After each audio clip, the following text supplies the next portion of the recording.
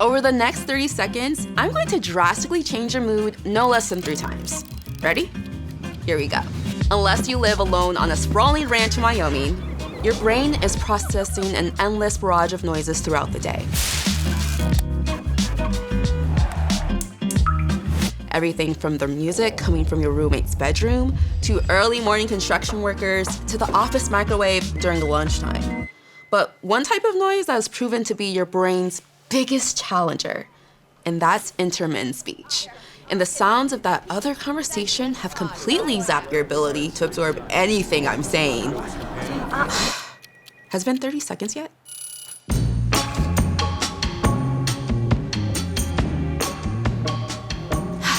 See how that works?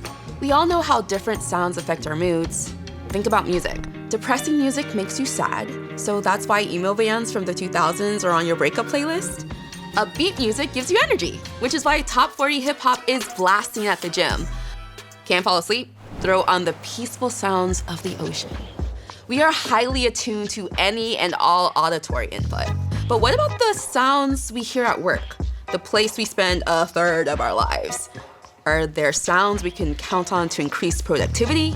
Do all of those focus playlists actually help us tune out distractions? The answer depends on 3 factors. 1, the type of work. 2, the type of noise. And 3, the type of person. The first factor, the type of work, plays the biggest role. If your job requires more cognitive tasks, think reading and information retention, writing, working through math problems, researchers found that silence is almost always the best way to go. So the name of the game isn't to find what sounds boost your cognitive performance, it's to avoid the ones with the worst impact on your performance. And by far, the biggest performance killer is intermittent speech. That's when we overhear conversations in short snippets, like people walking and talking in and out of conference rooms all day, or when you only hear one side of a conversation, like someone on a phone call. The most distracting sounds of all, though, are the sounds which we're programmed to pay attention to. Number 1, conversation. We're programmed to decode language. It's absolutely in our genes. The debilitating effect of intermittent speech on cognitive productivity plays on our brain's natural drive to fill in gaps of information. Psychologists have found that it's actually easier to ignore a conversation when you can hear both speakers for an extended period. But when you only hear one side of a phone conversation, what they dubbed a half-a-log, the studies show that performance went down.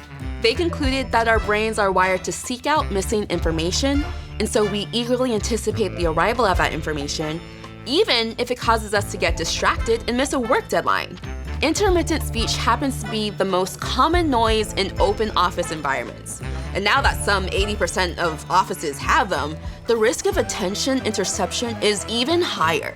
This could explain why a massive study out of Stanford found productivity shot up 13% among remote workers who aren't distracted by the slices of conversation they overhear from coworkers throughout the day. Okay, so other people's conversations are tough to deal with, but it's not like hearing Amanda from HR describe the tuna melt she had for lunch is something we actively seek out. So what about the sounds we do seek out? Like music. Music is an interesting one. With an infinite range of songs and sounds to choose from, it's hard to imagine there aren't a few differences in how they affect productivity. No way a piercing ballad has the same effect as some lo-fi tune, right? If you're doing focused brain work, you're studying, you're trying to write, you're trying to read a report, the music can distract you from that and not elevate your attentional set in a productive or helpful way. Typically, music with lyrics, music that you're really into, is not going to help you focus. There have been hundreds of studies of college students studying to music, and overwhelmingly, the evidence is that studying with music is bad in almost every case. Ultimately, experts still say silence is the way to go if we want to get through those comprehensive cognitive tasks. There are a litany of studies to back that up. But what about those skilled workers whose jobs require more repetitive tasks, like driving a delivery truck across the country or performing quality checks in a car factory? Does music have the same effect on those jobs? If you're doing something monotonous and repetitive, Say you're driving a truck on the interstate. You need to keep your arousal level up or you're going to doze off. And so there, music or an audiobook or sound can be helpful because it's stimulating. It's getting your neurons active and firing. And neurosurgeons are almost always playing music. What truck drivers and brain surgeons have in common is repetitiveness. Great. So brain surgeons and truck drivers, feel free to pump up the volume. But the rest of us are in a bit of a bind. Today's workspaces are noisy and distracting. So what can you do to boost your productivity?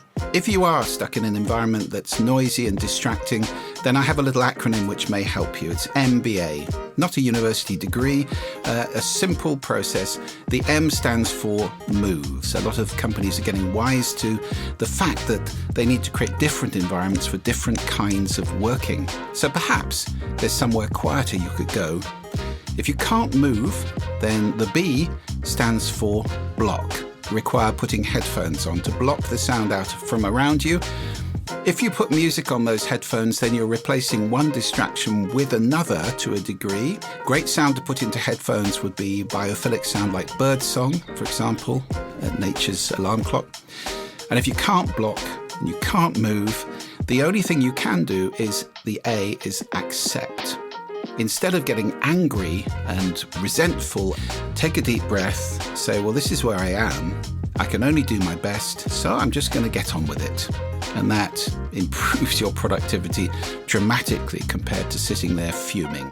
Sometimes our best bet to win the war against the disruptive phone calls and loud sneezes of our desk mates might be to load up our devices with sounds we enjoy and will distract us the least. And while that narrows your options by quite a bit, you may find your concentration and productivity greatly improved.